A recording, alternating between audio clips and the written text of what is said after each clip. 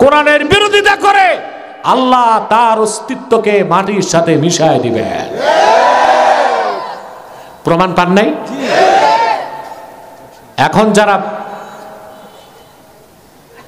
এখন যারা পালালেন, পরাজিত হলেন, যারা বিজয়ী হবেন তাদের থেকে শিক্ষা নিতে হবে।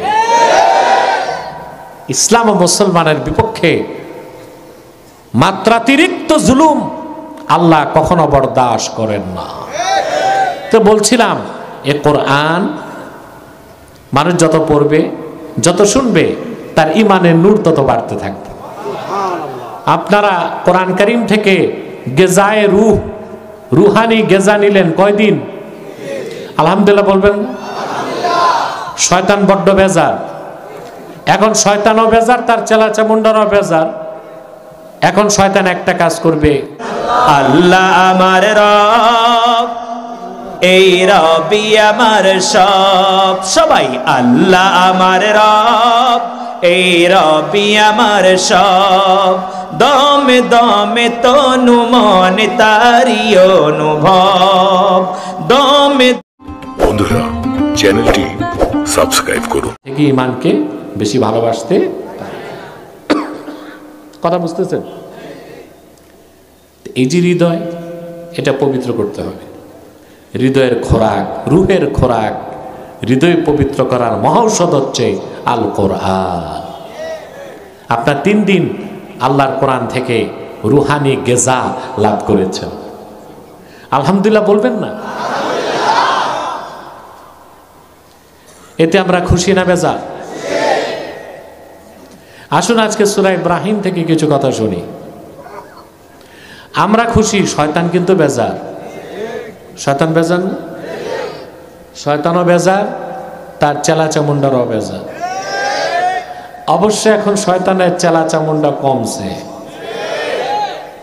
তাই তো ওয়াজ মাহফিলে তেমন বাধা এখন হয় না। এতে বোঝা যায় কিছু কমছে, ঠিক না? আগে এমনও হতো, এক মাহফিল করার আগে 34টা শর্ত দিত। কতটা? 32টা 34টা শর্ত দিত, যে বেশি কষ্ট হবে, বিরক্ত হয়ে মাহফিল করবে না। কিন্তু ওরা জানতো না, বীর বাংলার বীর মুসলমান এমনও আছে যারা তাদের জান ও মাল থেকে কোরআনকে বেশি ভালোবাসে।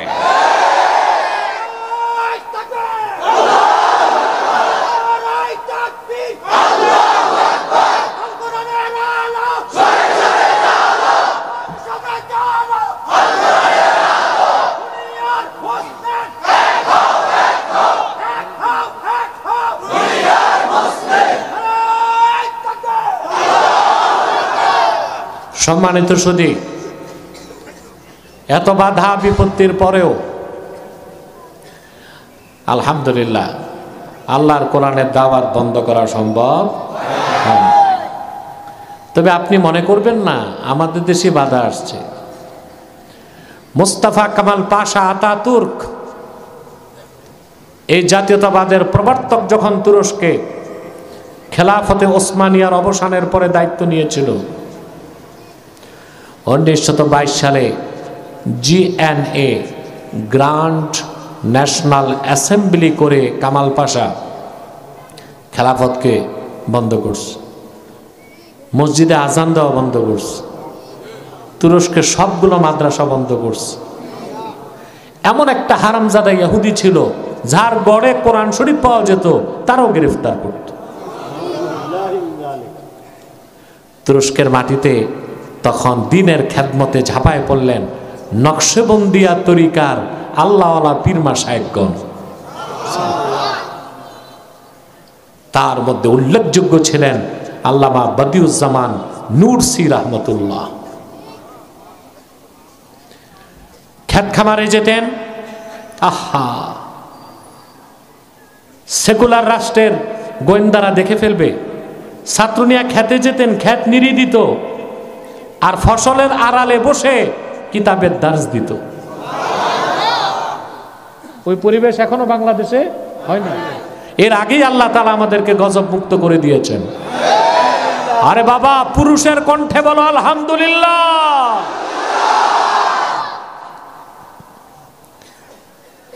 বাদিউজ্জামান নুরসি রহমতুল্লাহ একবার নয় 27 বার গ্রেফতার হয়েছেন। এত মেহনতের মাধ্যমে নকশবন্দিয়া তরিকার মাশায়েখরা গোটা তুরস্ককে বাম ট্র্যাক থেকে লেফট ট্র্যাক থেকে রাইট ট্র্যাক, সেকুলার থেকে একটি ডানপন্থী ইসলামী রাষ্ট্রে পরিণত করে দিয়েছে। আলহামদুলিল্লাহ। মধ্যপ্রাচ্যে এক ভয়ঙ্কর মুসলিম খেলোয়াড়ের নাম রিসেপ তাইয়েব এরদোগান। আপনারা শুনছেন সিরিয়া থেকে বাশার আল আসাদ ভাগছে। কত লাখ সুন্নি মুসলমানকে হত্যা করছে এই লোকটা। এই লোক ছিল শিয়াদের যেটা নিকৃষ্ট ফেরকা আহলুত তাশাইয়্যুহ কুবরা, যাদেরকে আমরা মুসলিম বলি না, সুফিয়ানা, এই ফেরকার লোক ছিল বাশার আল আসাদ। জীবনে তার এক ওয়াক্ত নামাজ পড়তে আমি দেখি নাই। একদিকে শিয়া, আরেকদিকে ছিল নাস্তিক, রুশ সমাজতন্ত্রে বিশ্বাসী। লাখ লাখ সুন্নি মুসলমানকে হত্যা করছে। তুরস্কে প্রেসিডেন্ট এরদোগানের পররাষ্ট্রমন্ত্রী হচ্ছে হাকান ফিদান। এই লোকটা মুসলিম বিশ্বের একটা অ্যাসেট। তার পড়াশোনা হচ্ছে দুইটা বিদ্যায়, ইন্টেলিজেন্সি গোয়েন্দা বিদ্যা আর ফরেন পলিসি পররাষ্ট্রনীতি, ডক্টর। এই লোকটা পররাষ্ট্রমন্ত্রীর দায়িত্ব নিয়ে সুন্নি মুসলমানদেরকে নেতৃত্ব দিয়েছে, আর তারাই আজকে দামেস্ককে বিজয় করতে যাচ্ছে। আলহামদুলিল্লাহ বলেন। তাহলে আল্লাহর কোরআনের দাওয়াত বন্ধ করা যায় না। জালেমের সময় বহুবার একটা হাদিস আপনাদেরকে শুনিয়েছি। আল্লাহর হাবিব সাল্লাল্লাহু আলাইহি সাল্লাম ১৫০০ বছর আগে সাবধান করেছেন, ওয়ামান তারাকাহু মিন জাব্বার কাসসামাহুল্লাহু ফিল আরদ। এই পৃথিবীর কোন অত্যাচারী যদি আল্লাহর কোরআনকে বাদ দেয়, কোরআনের বিরোধিতা করে, আল্লাহ তার অস্তিত্বকে মাটির সাথে মিশায় দিবেন। প্রমাণ পান নাই?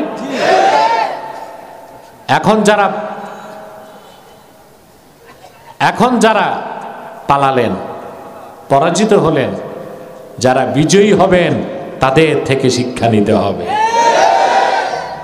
ইসলাম ও মুসলমানের বিপক্ষে মাত্রাতিরিক্ত জুলুম আল্লাহ কখনো বরদাস্ত করেন না। তো বলছিলাম, এ কোরআন মানুষ যত পড়বে, যত শুনবে, তার ইমানের নূর তত বাড়তে থাকবে। আপনারা কোরআন কারীম থেকে গেজায়ে রূহ, রুহানি গেজা নিলেন কয়দিন? আলহামদুলিল্লাহ বলবেন। শয়তান বড্ড বেজার। এখন শয়তানও বেজার, তার চেলা চামুন্ডারও বেজার। এখন শয়তান একটা কাজ করবে, মুনাজাতের আগে উঠানো যায় কিনা। আমরা নেক নিয়ত করে শয়তানের নাপাক গালে একটা চপেটা ঘাত করতে চাই। আমরা নিয়ত করছি কিছুক্ষণ পরে আজকের মুনাজাত করে গুনাহ মাফ করে নিষ্পাপ বেহেশতি আল্লাহওয়ালা হয়ে বাড়ি যেতে চাই। কারা কারা হাত তুলে আল্লাহ তাআলাকে দেখা।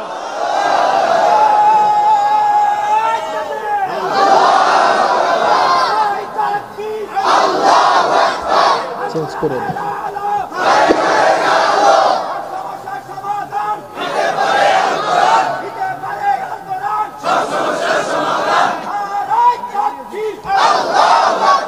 গায়করা কথা বলল না।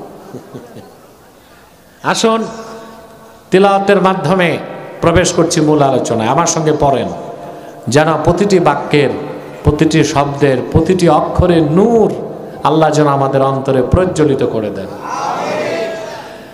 আউযু বিল্লাহি মিনাশ শাইতানির রাজীম। বিসমিল্লাহির রাহমানির রাহিম। আলিফ লাম রা কিতাবুন আনজালনাহু ইলাইকা লিতুখরিজান নাসা মিনাজ যুলুমাতি ইলান নূর بإذن ربهم إلى صراط العزيز الحميد الله الذي له ما في السماوات وما في الأرض وويل للكافرين من عذاب شديد الذين يستحبون الحياة الدنيا على الآخرة ويصدون عن سبيل الله ويصدون عن سبيل الله ويبغونها عوجا أولئك في ضلال بعيد আমরা তেলাওয়াত করেছি সূরা ইব্রাহিম প্রথম 3টি আয়াত। সূরাটি শুরুই করলেন আল্লাহ তাআলা 3টি অক্ষর দিয়ে, আলিফ লাম রা। বলেন আলিফ লাম রা, আলিফ লাম রা। 90 নেকি পেয়ে গেছেন, সুবহানাল্লাহ। এটাই তো কোরআনের শান। ইমানের সাথে পড়লেই 10 নেকি, অক্ষরে অক্ষরে। পুরুষের কণ্ঠে বলেন সুবহানাল্লাহ। আল্লাহ তাআলা কোরআন কারীমের বিভিন্ন সূরা শুরু করেছেন অক্ষর দিয়ে। আলিফ লাম মিম, আলিফ লাম রা, ইয়াসিন, তাহা, হামিম, কাফ হা ইয়া আইন সাদ। বিভিন্ন সূরা শুরুতে আল্লাহ তাআলা অক্ষর দিয়ে শুরু করেছেন। হুরুফুল মুকাত্তাত নিয়ে আমার ব্যাপক ব্যাখ্যা আছে, দেখে নেবেন। মৌলিক কথাটা বলে দিচ্ছি, এই অক্ষরগুলোর অর্থ আমরা জানি না, আল্লাহই ভালো জানেন। সেজন্য মুফাসসিরগণ বলেছেন আল্লাহু আ'লামু বিমুরাদিহি বিযালিক। এগুলোর সঠিক অর্থ আল্লাহ তাআলাই জানেন। তবে অবশ্যই আল্লাহ জানেন, আল্লাহর রাসূলও জানতেন। সুবহান। যদি কোনো নির্বোধ বলে না রাসূলুল্লাহ জানতেন না, তাহলে নাজিল হয়েছে কেন? যদি বলা হয় রাসূলুল্লাহর উপর কোরআন নাজিল হলো, আর সেই কোরআনে হুরুফ মুকাত্তাত গুলোর অর্থ রাসূলুল্লাহ জানতেন না, তো বলতে অনর্থক নাজিল হয়েছে। কোরআন শরীফের বিসমিল্লাহর বা থেকে মিনাল জিন্নাতি ওয়ান নাস সিন পর্যন্ত একটা অক্ষরও কি অনর্থক নাজিল হয়েছে? অবশ্যই রাসূলুল্লাহ অর্থগুলো জানতেন। তার পক্ষে দলিল আছে। আল্লাহ রাব্বুল আলামিন তার হাবিবকে বলেন লা তুহাররিক বিহি লিসানাকা লিতা'জালা বিহি ইন্না আলাইনা জামআহু ওয়া কুরআনাহু ফাইযা ক্বরা'নাহু ফাত্তাবি' কুরআনাহু ثم إن علينا بيانه।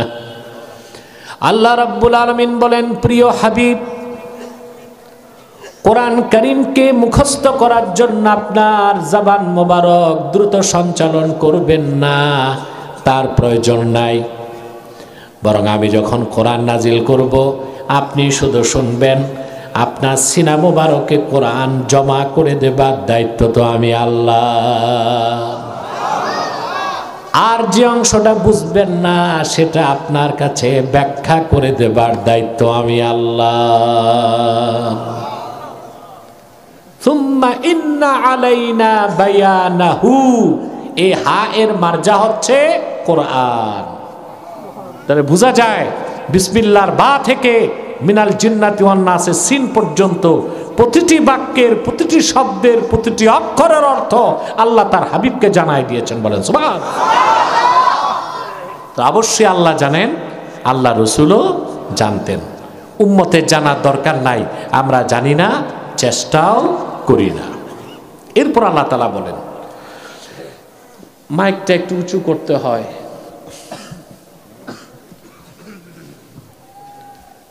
বাবা তোমার যে সাইজ, ওই সাইজে ওসা করছো, আর ওসা করতে হবে। ব্যাস, ঠিক আছে। মাইকম্যানের গেট আপ ঠিক আছে, টুপি আছে, দাড়ি আছে, মাশাআল্লাহ।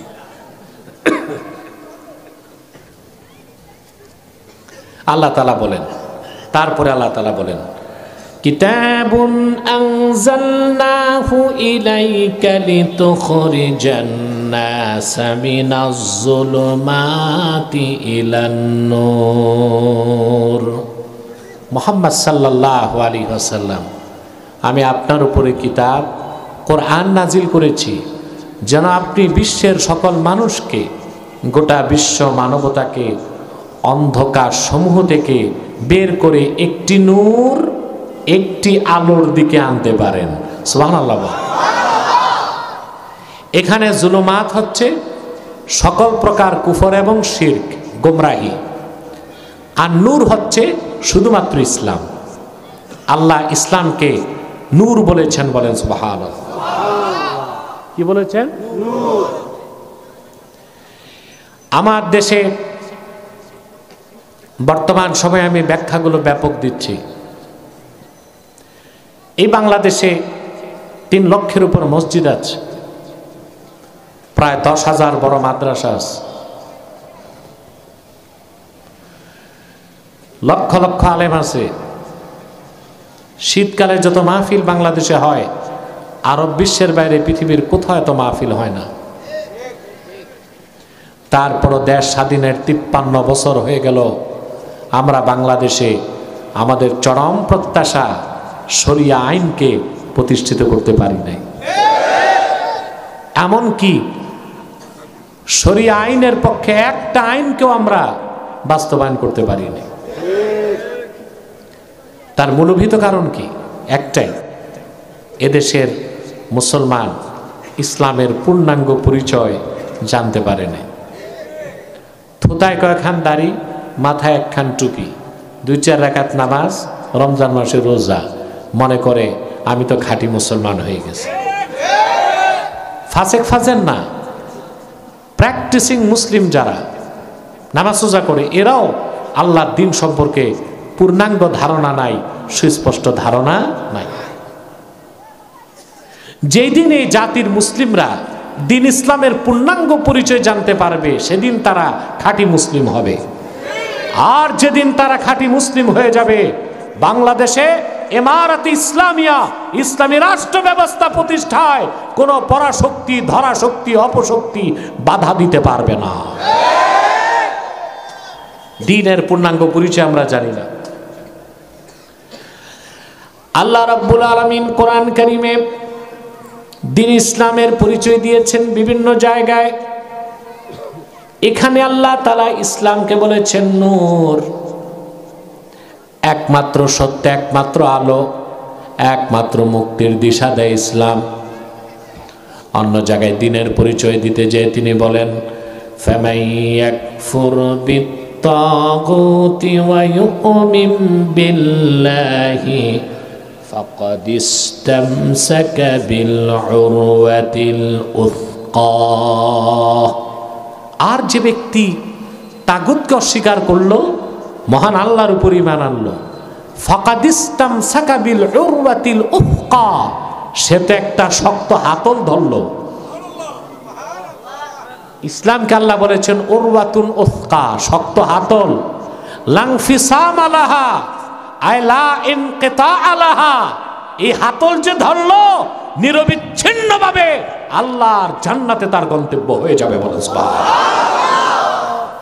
এটা হচ্ছে ইসলাম। এটা কি? ইসলামের পরিচয় দিতে যে আল্লাহ রাব্বুল আলামিন অন্যত্র বলেন, ইসলামকে তিনি নূর বলেছেন, ইসলামকে উরওয়াতুন উসকা বলেছেন। ইসলামের পরিচয় দিতে যে অন্যত্র আল্লাহ ইসলামকে নূরুল্লাহ বলেছেন। নূরুল্লাহ মানে কি? আল্লাহ নূর। শুধু নূর বলেন নাই, ইসলামকে আল্লাহ বলেছেন নূরুল্লাহ, এটা আল্লাহ নূর। আল্লাহ রাব্বুল আলামিন বলেন, ইউরিদুনা লিইউতফিউ নূরাল্লাহি বিআফওয়াহিহিম ওয়াল্লাহু মুতিম্মু নূরিহি ওয়ালাউ কারিহাল কাফিরুন।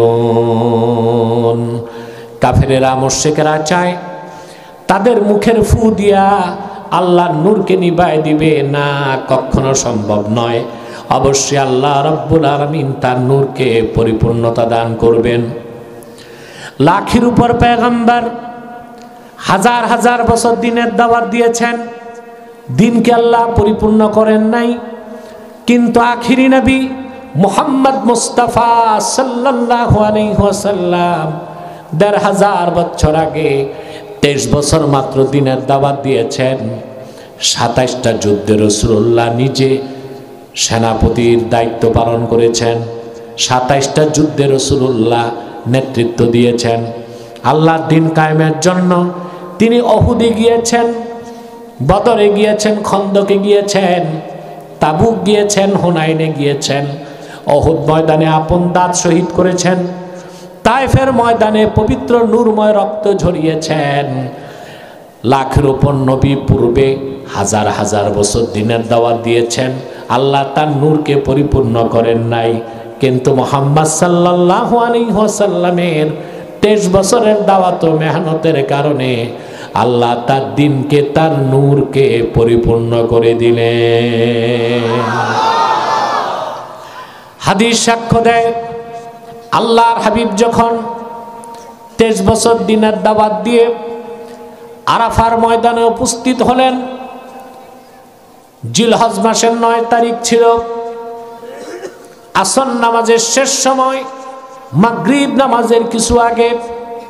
আল্লাহর হাবিব উষ্টির পিঠে বসা ছিলেন। এমন সময় জিবরিল সুসংবাদ নিয়ে চলে আসলো।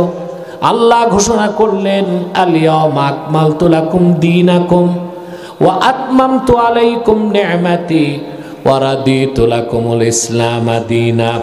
ওহে মানব জাতি, লাখের উপর নবীগণ হাজার হাজার বছর দিনের দাওয়াত দিয়েছেন, দিন পরিপূর্ণ করি নাই।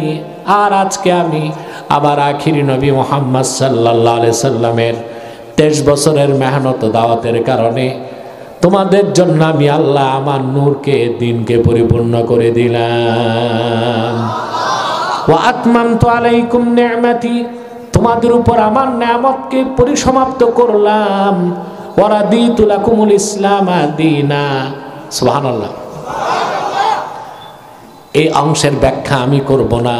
আল্লাহর হাবিবের আপন চাচাতো ভাই আব্দুল্লাহ বিন আব্বাস রাদিয়াল্লাহু তাআলা আনহুমা থেকে ব্যাখ্যা এসেছে, তানবীরুল মিকবাস মিন তাফসির ইবনে আব্বাসে ওয়া রাদিতু লাকুমুল ইসলাম দীনা। এর ব্যাখ্যায় আব্দুল্লাহ বিন আব্বাস বলেছেন, আই আখতারতু লাকুমুল ইসলাম দীনান ফাকাত। সমস্ত ধর্মকে, মতবাদকে, আদিয়ানকে রিজেক্ট করে দিলাম, রহিত করে দিলাম।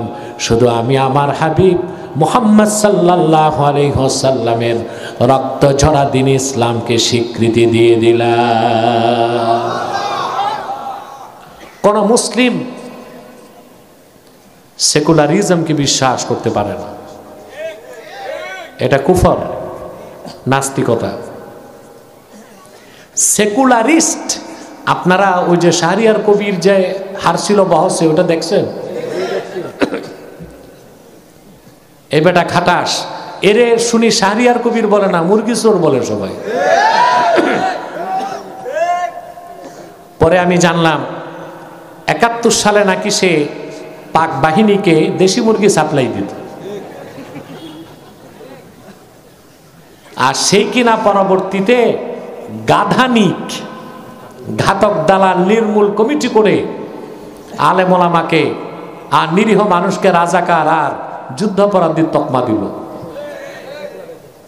ট্যাগ লাগাতে লাগাতে 5ই আগস্টের আগে দেখছেন এক উম্মাদ পাগল নাস্তিক বিচারপতি,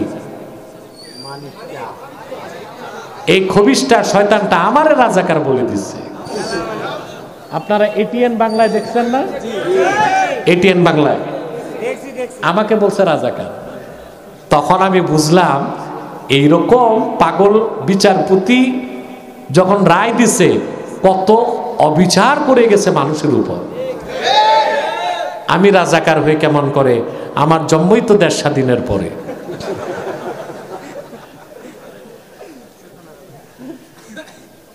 তো শাহরিয়ার কবির ও এই গাধানিক করে আলেম ওলামার শুধু ফাঁসি চাইত। তা আমার সাথে ডিবেটে হারার পর আর তারে মাথা উঁচা করতে দেখিনি। যদি পাক বাহিনীকে সহযোগিতার কারণে যুদ্ধাপরাধীদের ফাঁসি হয়, যে পাক বাহিনী নিরীহ বাঙালিকে বুলেট আর বোমা দিয়ে হত্যা করেছে, তাদেরকেই শাহরিয়ার কবির দেশি মুরগি সাপ্লাই দিয়ে এনার্জি ক্রিয়েট করছে, তার চেয়ে বড় যুদ্ধাপরাধীকে আমরা তার ফাঁসি চাই বাংলাদেশে। আপনারা তো দাবি করেন না, করেন, দাবি করেন যে ও যুদ্ধাপরাধী। বাংলাদেশকে অরাজকতা সৃষ্টি করতে এই শাহরিয়ার কবিরই মেহেদি এন্ড সাফাদি ইসরায়েলের মোসাদের এজেন্ট থেকে 7.5 কোটি টাকা নিয়েছিল, আলেম ওলামার বিরুদ্ধে গণ কমিশন করছিল। আবার আমি ডিবেটে গেছি, ওখানে বসছে 2 নাস্তিক, কয়েক কোটি টাকার প্ল্যান ছিল ওদের। আলহামদুলিল্লাহ মুহাম্মদ সাল্লাল্লাহু আলাইহি সাল্লামের এই গোলামের কাছে ওদের কয়েক কোটি টাকার প্রকল্প কয়েক ঘন্টায় বন্ডল হয়ে গেছে। 2টা বসছিল, একটা ল্যাডা একটা লেডি, পুরুষ একটা মহিলা, না মহিলার নামটা আমি নিব না, জেন্টস আর লেডি। আমি একটু রসিকতা করে বললাম ল্যাডা আর লেডি, 2টা বসছে। দেখছেন না আপনারা? এই গণ কমিশনে 100-র উপর আলেমের লিস্ট করছে, এরা নাকি জঙ্গিবাদী। আমি বলছি জঙ্গি হলে সমস্যা কি? মুক্তিযোদ্ধারাও তো জঙ্গি। জাং থেকে জঙ্গি, জাং মানি যুদ্ধ, জাং মানি কি? জঙ্গি মানি যোদ্ধা, এটার ইংরেজি ফাইটার। এই যে আমরা বলি জঙ্গি বিমান, এটা কি সন্ত্রাসী বিমান? এটা যুদ্ধ করে, এর জন্য এটার নাম কি? জঙ্গি বিমান। আমারই একটা কথায় এমন আগুন লাগলো নাস্তিক পাড়ায়। পরের দিন দেখি শাহবাগ চত্বরে ওরা কি মঞ্চ করে আমার বিরুদ্ধে স্লোগান দিচ্ছে। আমার একটা ছবি আগুনে জ্বালাইছে, মামলা দিছে। মামলা দেওয়ার পর লোকজন বলল আপনি সতর্ক হন। আমি বলছি কিচ্ছু করবো না, দেখি না মামলা কদ্দূর যায়। আমি জানি কার ফাঁসি হবে কার হবে না, কে জেলে যাবে কে যাবে না, এটা শাসকের হাতে না, ফয়সালা হয় আসমানের উপরে। যদি মুকদ্দার হয় আমি জেলে যাব, কেউ ঠেকাতে পারবে না। আর যদি মুকদ্দার হয় জেলে যাব না, কেউ নিতে পারবে না। মামলা হয়ে গেল, ডায়েরি, মামলা ঢুকছে ফ্রিজে। ফ্রিজ থেকে যারা মামলা দিছে তারা নাই।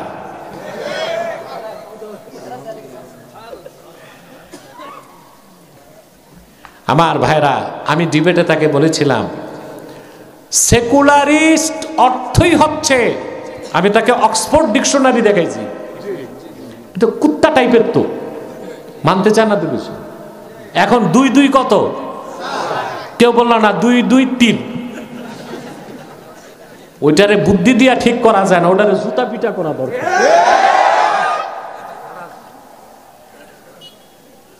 আমি তাকে অসংখ্য ডিকশনারি থেকে দেখালাম সেকুলারিস্ট মানে হচ্ছে ইহজাগতিক, পরকালের বিশ্বাস, পরকালের সাথে যার কোনো সম্পর্ক নাই। সেজন্য মুসলমান সেকুলারিজম মানে ধর্মহীনতা। আমরা ধর্মহীনতা সেকুলারিজমকে বিশ্বাস করতে পারি না, তবে ধর্মীয় স্বাধীনতা ওটা ভিন্ন জিনিস, ওটা ভিন্ন জিনিস। হিন্দুরা আছে বাংলাদেশে, থাক, ওরা ওদের ধর্মকর্ম পালন করবে, ওদের পূজা মণ্ডপে করুক, তবে অবশ্যই কোনো মুসলমান বা মৌলবী মূর্তি আর মন্দির পাহারায় যাবে না। যারা বানাবে তারাই পাহারা দিবে, ঠিক না? সরকার বরং সহযোগিতা করবে, কিন্তু মুসলমান যে মূর্তি পাহারা, এটা তো মুসলমানের কাজ না ভাই। কিছু আলেম ভুল করছে, ভুল কইরা হিন্দুদের আশকারা দিছে বাড়ায়। মূর্তি বানাবে যারা, পাহারা দিবে। আমি এই কাজগুলো দেখে আমার আর সহ্য হয় নাই। আমি একটা ফতুয়া আকারে পোস্ট লিখেছিলাম, দেখছেন, ধর্ম উপদেষ্টাকে নিয়ে। ভাবছিলাম লোকটা সরল সহজ, মেনে নিবে। উনি রাতে যে নারায়ণগঞ্জে হুমকি দিচ্ছে আমাকে দেখে নিবে।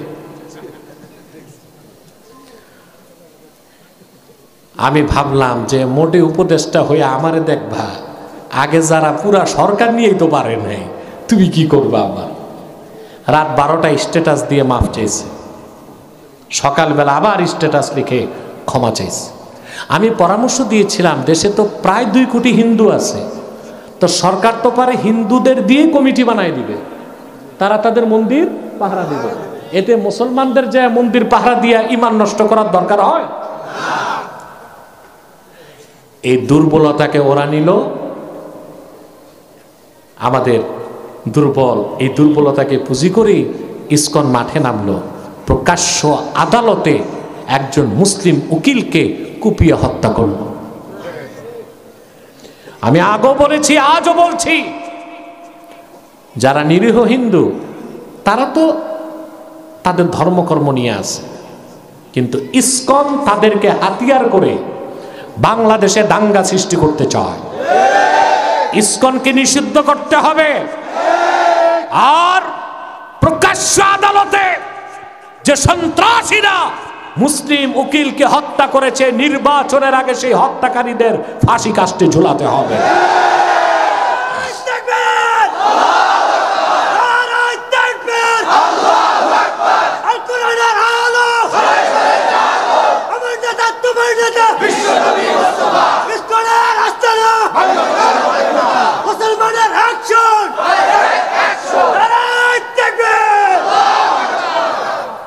আশকারা বাড়তে বাড়তে কি করলো? গত 4 দিন আগে হুমকি দিল কলকাতা থেকে, বাংলাদেশে মুখ্যমন্ত্রী খুনি প্রধানমন্ত্রীরে বলে বাংলাদেশে পিস কিপিং সোলজার পাঠান, শান্তিরক্ষী বাহিনী। আরে নির্বোধ মহিলা, বাংলাদেশের সাহসী সেনাবাহিনী আফ্রিকাতে, এশিয়ার বিভিন্ন দেশে শান্তি মিশন নিয়ে সফলতা অর্জন করছে। আমার দেশের শান্তি ফিরাতে বহিরাগত শান্তি মিশন লাগবে না। আমার আর সহ্য হয়নি। উদ্দেশ্যটা ছিল জাতিসংঘ অনুমোদন দিলে বলবে জাতিসংঘর ওই আমেরিকার প্রেসিডেন্টরে আবার ওরা দেবতা মানে, বুঝলেন? বলতো যে দূর থেকে আসার দরকার কি, আমরাই তো পাশে আছি, আমাদেরকেই ঢুকতে দেন। আমার স্বাধীনতা কিন্তু চলে যেত। আমি আর সহ্য হয় নাই। মুখ্যমন্ত্রী, মহিলা মুখ্যমন্ত্রী বক্তব্যের 2 ঘন্টা পর আমি আমার বক্তব্য দিলাম। দেখছেন, কথা বলেন। সারা পশ্চিম বাংলার মিডিয়াগুলো পরের দিন দেখে আমার বিরুদ্ধে সব নামছে, উঠে পড়ে লাগছে আমি নাকি ডক্টর ইউনূসের প্রধান বুদ্ধিদাতা। হ্যাঁ, 3টা নীতি আমি গভর্নমেন্টকে দিছি, আলহামদুলিল্লাহ সরকার 3 টাকা শুরু করছে। আমার কথা প্রধানমন্ত্রী, প্রেসিডেন্ট আর প্রধান উপদেষ্টার কাছে যাইয়া হালুয়া রুটি না খেয়ে দূর থেকে সৎ পরামর্শ দাও, ওইটাই ভালো। কি বলেন? আমাকে ডেকেছিল এই গত 4 দিন আগে, আলেম ওলামা নিয়ে বসছে না, তা আমি বলেছি যে আমার দিনে মাহফিল হবিগঞ্জ, আমাকে নিতে গরিব মানুষগুলো কয়েক লাখ টাকা খরচ করছে দিনের বেলা হেলিকপ্টারে। এখন প্রোগ্রামটা ক্যান্সেল করলে ওরা কিছু বুঝবে না। আমি বলেছি সন্ধ্যায় হলে আমি বসতে পারি। উনি বসছে দিনে, আমি যাই নাই, আমার আগ্রহ নাই। আমার কথা দূর থেকে সৎ পরামর্শ দেব, ওইটাই ভালো। কি বলেন আপনারা? আমি ভারতকে থ্রেট করে বলেছি, আমার দেশের স্বাধীনতার দিকে তাকাবা, 14 কোটি মুসলমান 28 কোটি হাতে লাঠি তুলে নিবে, দিল্লির লাল কেল্লায় ইসলামের ঝান্ডা উড়াই দেব ইনশাআল্লাহ। প্রস্তুত আছেন? বীর বাঙালি প্রস্তুত থাকুন। আমার বাংলার স্বাধীনতায় যে হাত দিতে আসবে তার কালো হাত ভেঙে টুকরা টুকরা করে দেওয়া হবে। আমার দেশের সবুজ লাল পতাকার দিকে কুনজরে যে তাকাবে তার চোখকে উপড়ে দেওয়া হবে। ভয় পাবেন না। ওরা সিকিম দখল করছে। সিকিম, লেন্দুব দর্জি ও ছিল মুখ্যমন্ত্রী, ও ছিল প্রেসিডেন্ট। সিকিমকে ওরা ওদের রাজ্য বানাইছে। ওইটা সিকিম, ওখানে সব হিন্দু, তোমাদের জাত ভাই, নিছও সমস্যা হয় নাই। এটা বাংলাদেশ।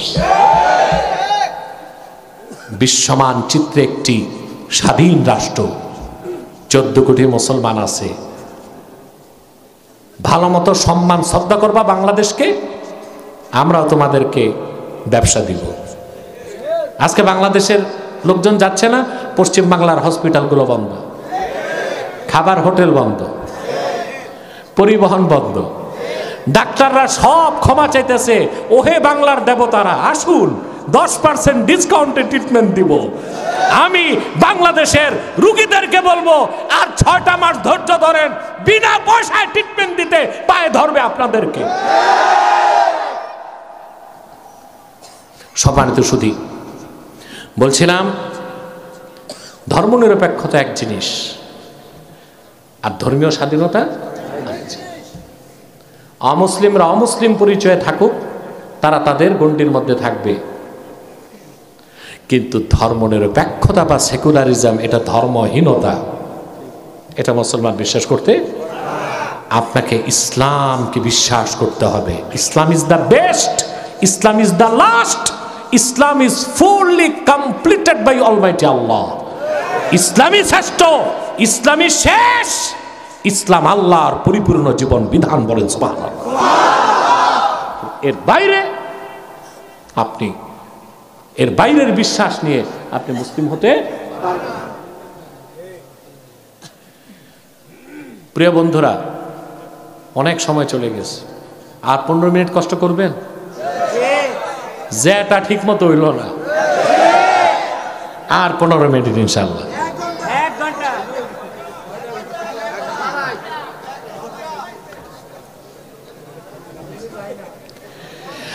আমার ভাইয়েরা, ইসলামকে আল্লাহ রাব্বুল আলামিন নূর বলেছেন, ইসলামকে উরওয়াতুন উসকা বলেছেন, ইসলামকে আল্লাহ নূরুল্লাহ বলেছেন। শুধু তাই নয়, ইসলামকে আল্লাহ দ্বীনুল্লাহ বলেছেন। আল্লাহ পাক বলেন, ইযা জাআ নাসরুল্লাহি ওয়াল ফাতহ ওয়া রাআইতান নাসা ইয়াদখুলুনা ফি দীনিল্লাহি আফওয়াজা। ইসলামকে আল্লাহ বলেছেন দ্বীনুল্লাহ। দ্বীনুল্লাহ মানে আল্লাহর দ্বীন। সুবহানাল্লাহ বলবেন। আজকে বুদ্ধিজীবীরা বলে বাংলাদেশ অসাম্প্রদায়িক বাংলাদেশ হবে, বলে না? আরে ভাই, একমাত্র ইসলামই হচ্ছে সাম্প্রদায়িকতার ঊর্ধ্বে। এছাড়া যত ধর্ম আছে সব সাম্প্রদায়িকতার দোষে দুষ্ট। যেমন ইসলাম ছাড়া ধর্মগুলোর নাম দেখেন। ইহুদি ধর্ম, নাম প্রমাণ দিচ্ছে ধর্মটা একটা সম্প্রদায়ের। কোন সম্প্রদায়ের? ইহুদি। যেটা একটা সম্প্রদায় সেটাই তো সাম্প্রদায়িক। কথা বলেন। খ্রিস্টান ধর্ম নাম বলতেছে কাদের? বৌদ্ধ ধর্ম, হিন্দু ধর্ম। সমগ্র কোরআন শরীফে তন্ন তন্ন করে খুঁজেও আপনি পাবেন না আল্লাহ ইসলামকে দ্বীনুল মুসলিমিন বলেছেন, মুসলমানের দিন বলেন নাই। আল্লাহ বলেছেন ইসলাম হলো দ্বীনুল্লাহ, এটা আল্লাহর দ্বীন, আল্লাহর ধর্ম। সুবহানাল্লাহ। অতএব ইসলামের হুকুমত প্রতিষ্ঠার ক্ষেত্রে সাম্প্রদায়িকতার ধোঁয়া তোলার সুযোগ নাই। জমিন হচ্ছে আরদুল্লাহ, দিন হচ্ছে দ্বীনুল্লাহ, আমরা হচ্ছে ইবাদুল্লাহ। আল্লাহর জমিনে আল্লাহর বান্দারা আল্লাহর দ্বীনের বিধান দিয়া দেশ তৈরি করবে, সেখানে সাম্প্রদায়িকতার বিষ বাষ্প ছড়াবার সুযোগ নাই। আছে জমিন কার? আরদুল্লাহ। বান্দারা কার? ইবাদুল্লাহ। দিন কার? ইসলাম কার? দিনুল্লাহ। আল্লাহর জমিনে আল্লাহর বান্দারা আল্লাহর দ্বীনের আহকামকে প্রতিষ্ঠিত করবে। সামাজিকভাবে, ব্যক্তি জীবনে, সমাজ জীবনে, রাষ্ট্রীয় জীবনে সাম্প্রদায়িকতার ধোঁয়া তুলে মুসলমানকে প্রতিরোধ করার সুযোগ নয়। এবার আসেন, দ্বীন ইসলামের পরিচয় পাচ্ছেন? মাথায় ঢুকে?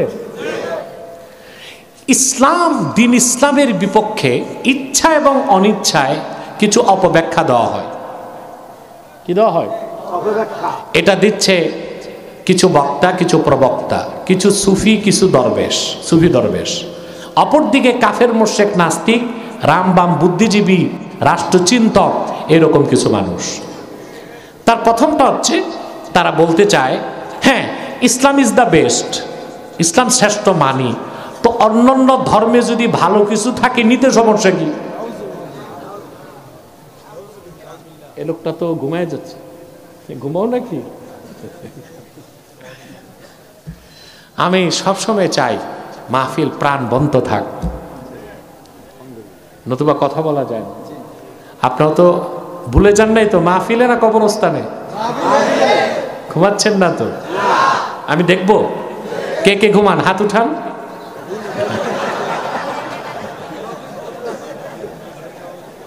সেজন্যই বলি হুজুগে বাঙালি না, না বুঝে বাঙালি।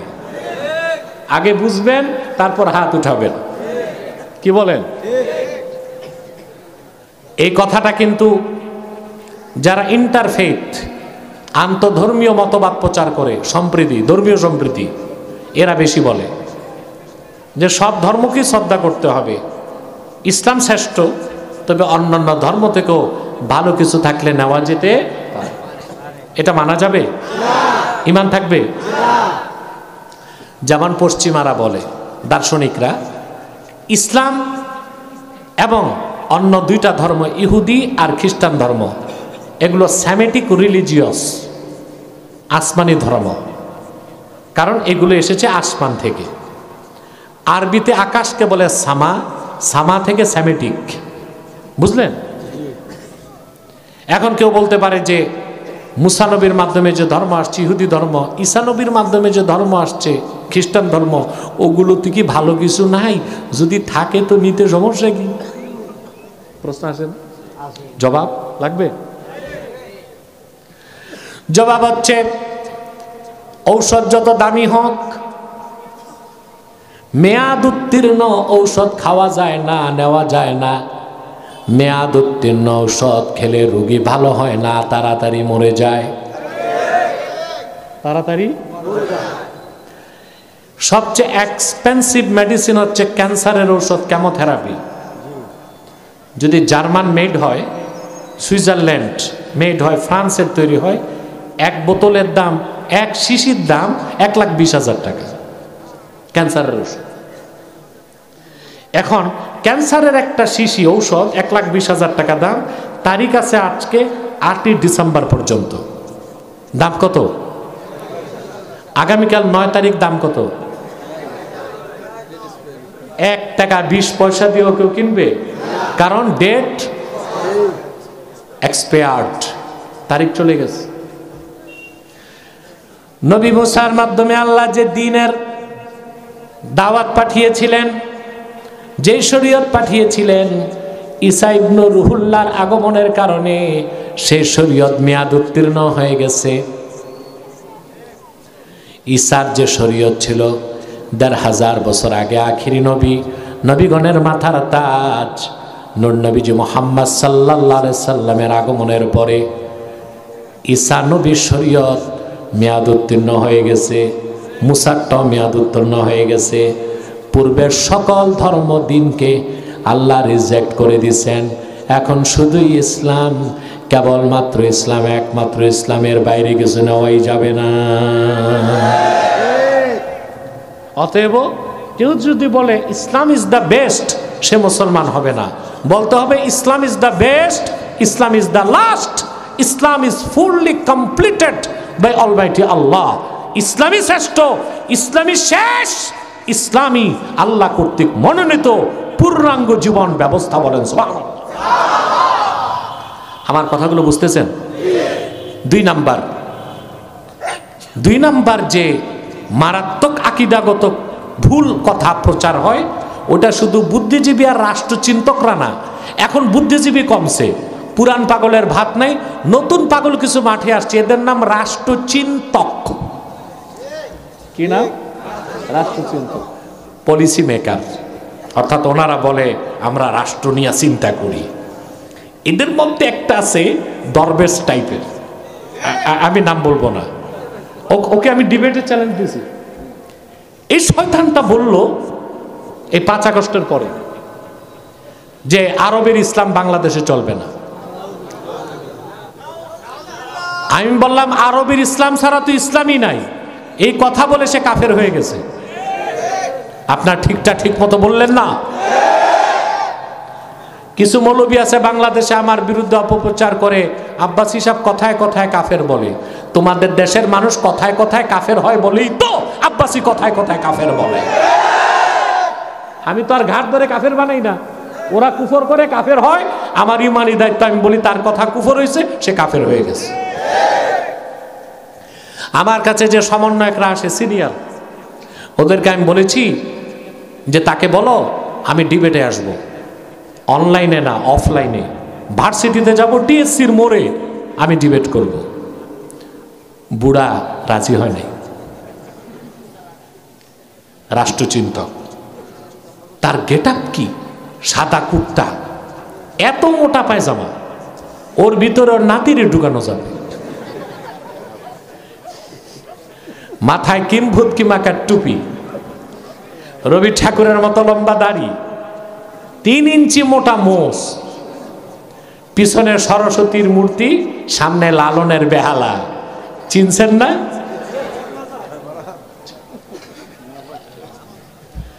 ও রাষ্ট্রচিন্তক, ও আমাদের বুদ্ধি দেয় কিভাবে নতুন বাংলাদেশ আমরা গড়ব। আমি বলছি তার মতো ডেট ফেল গাঁজাখোর বুদ্ধিজীবীর কথায় বাংলাদেশ বিনির্মাণ করা হবে না। ঠিক কিনা? এই রাষ্ট্রচিন্তক, এরকম কিছু নাস্তিক বুদ্ধিজীবী আর না বুঝে কিছু সুফি দরবেশ আর বক্তা এবং প্রবক্তা ওয়াজ মাহফিলে এসে বলে, ভাই সব, ও মিয়া সাহেব কই যান? যান যান, তাড়াতাড়ি আসবে। হাঁটু ধরে গেছে তার, পরিচালক তো, ঠিক না? এই জন্য আমি নজর রাখছি তার দিকে।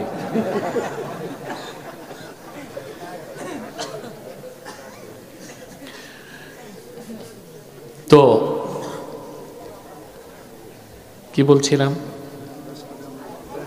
এই আমি কিছু এইরকম বক্তা বা প্রবক্তা প্রচার করে যে আমরা সুফিবাদী ইসলাম বিশ্বাস করি। আস্তাগফিরুল্লাহ আল-আযীম।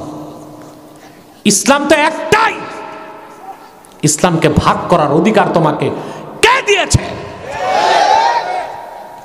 এরা সুফিবাদী ইসলাম বলে, বোঝা যায় তাহলে ইসলামে ভাগ আছে। ইসলামে কোনো ভাগ আছে? নাস্তিকরা বলে, আমরা যখন জিহাদের কথা বলি বলে এটা রেডিক্যাল ইসলাম। আমরা যখন ইসলামী রাষ্ট্র ব্যবস্থার কথা বলি বলে এটা পলিটিক্যাল ইসলাম। আর যখন আমরা মসজিদে বসে তসবিহ পড়ি বলে এইটাই ঠিক, এটা সুফিবাদী ইসলাম। ইসলামকে ভাগ করা যায় না। ইসলামী রাজনীতি পূর্ণাঙ্গ ইসলাম নয়, পূর্ণাঙ্গ ইসলামের অংশ। জিহাদ ফি সাবিলিল্লাহ পূর্ণাঙ্গ ইসলাম নয়, পূর্ণাঙ্গ ইসলামের অংশ। তরিকাত, তাসাউফ, মারেফাত পূর্ণাঙ্গ ইসলাম নয়, পূর্ণাঙ্গ ইসলামের অংশ। ইসলাম একটাই, যা ১৫০০ বছর আগে পরিপূর্ণ হয়ে গিয়েছে। আল্লাহর হাবিব সাহাবায়ে কেরামকে বলে গিয়েছেন, সাহাবীরা আমি এমন একটা পরিপূর্ণ দ্বীন ইসলাম তোমাদের জন্য রেখে যাচ্ছি, লাইলুহা ওয়া নাহারুহা সাওয়া, যে দিন ইসলামের রাত যেমন দিন তেমন, দিন যেমন রাত তেমন। ইসলামে কোনো ভেদ নাই, কোনো ছেদ নাই, কোনো অস্পষ্টতা নাই, কোনো বক্রতা নাই। ইসলাম হচ্ছে মধ্যাহ্নের দিবাকর, সূর্যের চেয়েও সমুজ্জ্বল। ইসলামের কোনো ভার্সন, ইসলাম একটাই। কথা বুঝতে পারছেন? অতএব সুফিবাদী ইসলাম বলে জিহাদকে বাদ দেবার সুযোগ নাই, রেডিক্যাল ইসলাম বলে জিহাদকে বাদ দেবার সুযোগ নাই, পলিটিক্যাল ইসলাম বলে ইসলামের রাজনীতিকে বন্ধ করার সুযোগ নাই। ইসলামী রাজনীতি পূর্ণাঙ্গ ইসলাম নয়, পূর্ণাঙ্গ ইসলামের অংশ। জিহাদ ফি সাবিলিল্লাহ পূর্ণাঙ্গ ইসলাম নয়, পূর্ণাঙ্গ ইসলামের অংশ। তরিকাত, তাসাউফ, ইলমে মারিফাত পূর্ণাঙ্গ ইসলাম নয়, পূর্ণাঙ্গ ইসলামের অংশ। ইসলামকে ভাগ করার সুযোগ আমাদেরকে মিথ্যা ইতিহাস শোনায়, বক্তারা ওইগুলো করে। জ্ঞান যে নাই, সব বক্তা না, কিছু বক্তা সব মহলকে খুশি করতে, বুঝলেন? বলে বাংলাদেশে সুফি দরবেশরা ইসলাম প্রচার করছে, এতে বলতে চায় জিহাদ লাগে নাই। ইতিহাসকে গোপন করা হচ্ছে। ইসলামের ইতিহাসে এমন একজন আল্লাহ বুজুর্গ সাধকের নাম বলো যিনি দ্বীনের দাওয়াত দিয়েছেন কিন্তু জিহাদের তরবারি আনেন নাই। যাও শাহজালালের মাজার শরীফ দেখো, গেছেন? হাজর শাহজালাল রহমতুল্লাহ মাজার জিয়ারতের পর আপনারা বেহুদায় গজার মাছ দেখতে যান, ওটা ফালতু কাজ। বরং পাশের জাদুঘরে যাবেন। আজও 800 বছর হযরত শাহজালালের তরবারিটা আছে। তো কি হযরত শাহজালাল ইসলাম প্রচারে আসছেন তরবারি ইয়ামান রেখে আসছিলেন না সাথে ছিল? 360 আউলিয়াকে নিয়ে তিনি যখন বাংলাদেশের উত্তর পূর্বাঞ্চলে দ্বীনের দাওয়াত দিতে আসলেন, তার বগলে ছিল জায়নামাজ, গলায় ছিল তাসবিহ, সিনায় ছিল কোরআন, আরেক হাতে ছিল সোর্ড অফ জাস্টিস, ইনসাফের তরবারি, যে তরবারি দিয়া রাজা গৌর গোবিন্দের 20 দাঁতকে তিনি ভেঙ্গেছেন। জিহাদ লাগে নাই? কথা বলে না। তারও আগে 440 হিজরির কথা, আজ থেকে 1000 বছর আগে সুলতান মাহমুদ বালখি মাহিসাওয়ার রহমতুল্লাহ, এই বাংলার প্রাচীন রাজধানী ছিল আপনারা জানেন সোনারগাঁও। তারও আগে রাজধানী ছিল পুন্ড্রবর্ধন। বগুড়া, দিনাজপুর, রংপুর, মহাস্তাগর, এই জোনটা ছিল বাংলার প্রাচীন রাজধানী। এগুলো জানেন ভাই? ইতিহাস পড়ছেন? কোথায় এখন ইতিহাস আছে? না মাদ্রাসায় পড়ায়, না স্কুল কলেজে পড়ায়। 1000 বছর আগে তিনি আসলেন। তার বাড়ি ছিল আফগানিস্তানের বালখে। কোথায়? তার বাবা ছিল বাদশাহ। বাবার মৃত্যুর পর তিনি বাদশাহ হয়েছেন, বাদশাহী বাদ দিয়া ফকিরি পদ বেছে নিয়েছেন। তিনি তার লোকজন নিয়ে আসলেন বাংলাদেশের সন্দ্বীপে। এখান থেকে নৌকা যোগে চলে গেলেন বগুড়া মহাস্তাগরে। যে দেখেন ওখানে হিন্দু রাজা পরশুরাম, কি নাম? হযরত সুলতান মাহমুদ বালখি প্রথমে দ্বীনের দাওয়াত দিলেন। প্রথম চান্সেই পরশুরামের স্ত্রী আর মন্ত্রী মুসলমান হয়ে গেছে। পরশুরাম দেখলো হইছে কাম, আমার তো দেশ হাতছাড়া হবে। তখন পরশুরাম যুদ্ধের ঘোষণা দিয়ে মাঠে আসলো। সুলতান মাহমুদ বালখি তখন তসবিহ নিয়া ডিফেন্স দিতে যায় নাই, তিনিও সোর্ড অফ জাস্টিস, ন্যায় বিচারের তরবারি কোষ মুক্ত করলেন। ময়দানে লড়াই হলো, সত্যের বিজয় হলো। পরশুরাম নিহত হয়ে জাহান্নামে চলে গেল। 1000 বছর আগে বাংলার প্রাচীন রাজধানী মহাস্তাগরে দ্বীনের ঝান্ডা উড্ডীন হয়ে গেছে। অতএব সুফিবাদী ইসলাম বলে জিহাদকে বাদ দেবার সুযোগ নাই, রেডিক্যাল ইসলাম বলে ইসলামী রাজনীতি বাদ দেবার সুযোগ নাই। পূর্ণাঙ্গ ইসলামের একটা অংশ হচ্ছে ইসলামী রাজনীতি, আর একটা অংশ তরিকত তাসাউফ, আরেকটা অংশ জিহাদ ফি সাবিলিল্লাহ। এগুলো হচ্ছে আমরুম মিন উমুরিল ঈমান। আমরুম মিন উমুরিল ঈমান, কথা বুঝতেছেন? তো ইসলামের পরিচয় পাচ্ছেন। এরপরে আল্লাহ রাব্বুল আলামিন বলেন বিইذনি রাব্বিহিম ইলা সিরাতিল আজিজিল হামিদ। সুবহানাল্লাহ। মুহাম্মদ সাল্লাল্লাহু আলাইহি ওয়াসাল্লাম, আপনার উপর আমি এই কোরআন নাজিল করেছি যেন আপনি বিশ্ব মানবতাকে অন্ধকার সমূহ থেকে একটি আলোর দিকে আনতে পারেন, একটি নূরের দিকে। ওই নূরের নাম কি? বুঝে গেছেন? বিইজনি রাব্বিহিম, মানব জাতির রবের অনুমতিতে, ইলা সিরাতিল আজিজিল হামিদিল্লাহিল্লাযী লাহু মা ফিস সামাওয়াতি ওয়া মা ফিল আরদ। সুবহানাল্লাহ। ইসলাম হচ্ছে সেই পথে, ইসলামের পথে। ওই ইসলাম হচ্ছে সিরাতিল আজিজিল হামিদ, হামিদিল্লাহ, যিনি আল্লাহ রাব্বুল আলামিন, যিনি আজিজ, যিনি হামিদ, ওনার মনোনীত পথ হচ্ছে ইসলাম। বলেন সুবহানাল্লাহ। আল্লাহ তাআলা এখানে ওনার দুইটা সিফত উল্লেখ করেছেন, একটা আজিজ আর একটা হামিদ। আজিজ মানে হচ্ছে বাংলাতে তর্জমা করা হয় মহাপরাক্রমশালী, বুঝতে পারছেন? কিন্তু এই অর্থটা আংশিক এবং অপরিপূর্ণ। আজিজ শব্দের পূর্ণাঙ্গ অর্থ ইমাম ফখরুদ্দিন রাজি তাফসির কাবীরে করেছেন।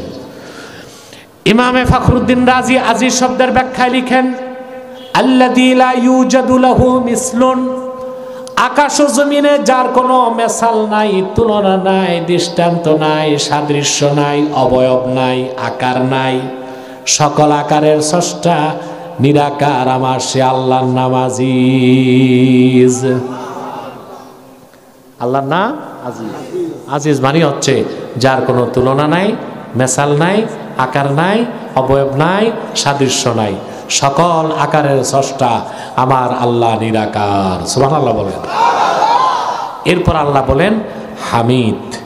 হামিদ মানে হচ্ছে মুস্তাহিকুল হামদে, সকল প্রশংসার যিনি দাবিদার। উনি কে? ইমানি আওয়াজে বলেন তিনি কে? এই জন্য আল্লাহর নাম হামিদ। এরপর আল্লাহ আপন জাতি নামটা নিয়েছেন, আল্লাহিল্লাযী লাহু মা ফিস সামাওয়াতি ওয়া মা ফিল আরদ। সুবহানাল্লাহ। এই ইসলাম তো হচ্ছে আজিজের, হামিদের, যিনি হচ্ছেন আল্লাহ। আকাশ ও জমিনের মালিকানা যার। বলেন সুবহানাল্লাহ। আকাশ জমিনের মালিকানা কার? এই আকাশে জমিনে যা কিছু আছে সব কিছু কার? এবার বিদায় লগ্নে তাফসীরের শেষ পর্যায়ে রাজনৈতিক একটু কথা বলতে হয়, বলবো? আমাদের দেশে বিভিন্নভাবে মানুষ শিরক করে। কেউ পীর মুরিদের নামে শিরক করে, কেউ মাজার জিয়ারত করতে যেয়ে শিরক করে। আল্লাহর ওলিদের মাজার জিয়ারত ভালো কাজ, মুস্তাহাব, কিন্তু মাজার জিয়ারত করতে যে কপাল ঘষা, সেজদা করা, তোয়াফ করা, এগুলো হারাম এবং শিরক। কথা বুঝতে পারছেন? আবার অনেকে সংস্কৃতির নামে শিরক করে, অনেকে রাজনীতির নামেও শিরক করে। আমার দেশের অধিকাংশ রাজনৈতিক দলের লোক শিরকপূর্ণ রাজনীতি করছে। সেটা হচ্ছে ইসলামী রাজনীতির মূল কনসেপ্ট হচ্ছে সার্বভৌমত্বের মালিক আল্লাহ। আল্লাহ বলেছেন লাহু মা ফিস সামাওয়াতি ওয়া মা ফিল আরদ, আকাশ ও জমিনের সবকিছু কার? আর প্রচলিত রাজনীতিবিদদের বিশ্বাস সার্বভৌমত্বের মালিক জনগণ। এটা শিরক। এটা কি? ভালো করে বুঝেন। সারা বাংলাদেশে এখন talk of the country reconstruction of constitution, নতুন সংবিধান লেখা হবে। আপনারাও চান সংবিধান পরিবর্তন হোক, কিন্তু আমি শুধু সংবিধান পরিবর্তন চাই না, আমি চাই সংবিধান পরিবর্তন হবে আর তাওহীদের শিক্ষায় সংবিধানকে সমৃদ্ধ করতে হবে। যদি কারো সংবিধানের মূলে থাকে সার্বভৌমত্বের মালিক আল্লাহ, এই বিশ্বাস নিয়ে সুন্নাত তরিকায় যে রাজনীতি করবে তার রাজনীতি হয়ে যাবে ইবাদত, তার গন্তব্য হবে জান্নাত। অপরদিকে কেউ যদি বিশ্বাস করে সার্বভৌমত্বের মালিক জনগণ, তার রাজনীতি হবে শিরক, গন্তব্য হবে জাহান্নাম। এটা হচ্ছে কোরআন কারীমের রাজনীতিতে যারা বিশ্বাসী তাদের মধ্যে আর সকল পলিটিশিয়ান, বর্তমান প্রচলিত রাজনীতিবিদদের আকীদাগত মৌলিক রাজনৈতিক পার্থক্য। কথা বুঝতেছেন? এখন যদি আপনি বলেন সার্বভৌমত্বের মালিক জনগণ আর সংবিধান লেখেন, এরপর আপনারা এই সংবিধানের উপর ঈমান আনেন না? কথা বলেন না। আপনারাই লেখেন, আপনারাই ঈমান আনেন, আবার সময় মতো। এটা অনেকটাই হিন্দুদের মূর্তি পূজার মতো শিরকি কাজ হইল না? ধরনটা ভিন্ন। যেমন হিন্দুরা লক্ষ্মী পূজা, দুর্গা পূজা, সরস্বতী পূজার আগে পূজা মণ্ডপে একটা মূর্তিও থাকে না, এগুলো তারা বানায়, তারপর ঈমান আনে। পূজার পর এগুলো পানিতে নিয়ে ডেস্ট্রয় করে দেয়। কিরকম শিরকি কাজ! আমরাও রাজনীতির নামে কত জঘন্য শিরক করছি। আমার একটা ঘটনা মনে পড়ছে, বলবো? যেন তেন ঘটনা না, হযরত ওমরের ঘটনা। হযরত ওমর রাদিয়াল্লাহু তাআলা আনহু তিনি একদিন বসে আছেন, হঠাৎ হাসতে লাগছেন। লোকজন বলল, আমিরুল মুমিনিন, কথা নাই বার্তা নাই, হাসতেছেন কেন? তিনি বললেন, জাহিলি যুগে এমন কিছু কাজ করতাম যা মনে পড়লে এখনো হাসি আসে। বলে কি করতেন? বলে জাহিলি যুগে আমরা মূর্তি দিয়া, খেজুর দিয়া মূর্তি বানাইতাম, ইবাদত করতাম, চুমা দিতাম, কপালে লাগাইতাম, বুকে রাখতাম, বগলে রাখতাম, সেজদা করতাম, ক্ষুধা লাগলে খেয়ে ফেলতাম।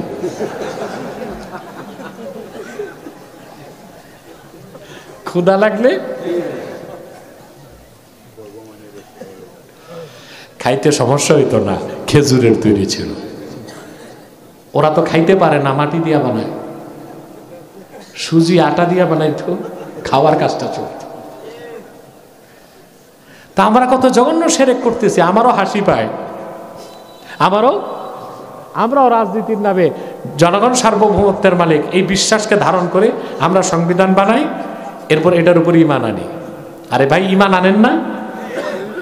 বাংলাদেশের নাম কি? প্রজাতন্ত্র, গণপ্রজাতন্ত্র। তো প্রজা যে আছে, রাজা কই? আরে বাবা, ওইটা বলি না। রাজা ছাড়া প্রজা হয় কেমনে? দেশে তো রাজা নাই, এ তো গণতান্ত্রিক দেশ। তো প্রজাতন্ত্র কেন? প্রজা কোত্থেকে আসলো? রাজা তো নাই। এটার এখন এক এক বুদ্ধিজীবী এক এক ব্যাখ্যা দেয়, আমার কাছে ব্যাখ্যা আছে। রাজা নাই, প্রজারা অলিখিতভাবে সংবিধানকেই রাজা মানে। কথা বলেন। এজন্য সার্বভৌমত্বের মালিক জনগণ এই কথা বললে শিরক হয়। আপনারাই সংবিধান বানান, আপনারাই ঈমান আনেন, সময় মতো খেয়ে ফেলেন না। আমাদের বিশ্বাস হবে যে আয়াত আল্লাহ বললেন সূরা ইব্রাহিমে, লাহু মা ফিস সামাওয়াতি ওয়া মা ফিল আরদ, আকাশ ও জমিনের মালিকানা কার? সার্বভৌমত্বের মালিক কে? তিনটি কারণে, মুলকান, খালকান, আবিদান। বলেন, মুলকান, খালকান, আবিদান। মুলকান, খালকান, আবিদান। আকাশ ও জমিনের মালিক তো তিনি, স্রষ্টাও তিনি, বান্দাগুলো তার। সার্বভৌমত্বের মালিকানা কার?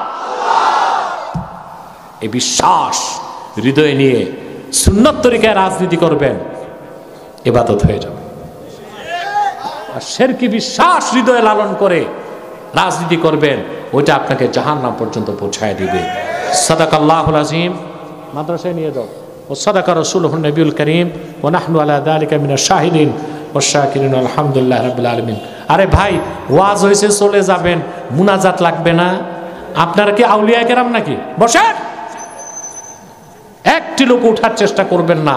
আমি নিজেই দুঃখিত দেরিতে আসাতে, রাতও হয়ে গেছে প্রায় 11:30, অনেক রাত হয়ে গেছে। ভোলার মানুষ আগে আসে আগে যায়, এত রাত থাকে না। কিন্তু আজকে একটু ব্যাগ যাবে না, আমি পাঠাচ্ছি। কোরআন কারীম রেখে আসেন মসজিদে বা মাদ্রাসায়।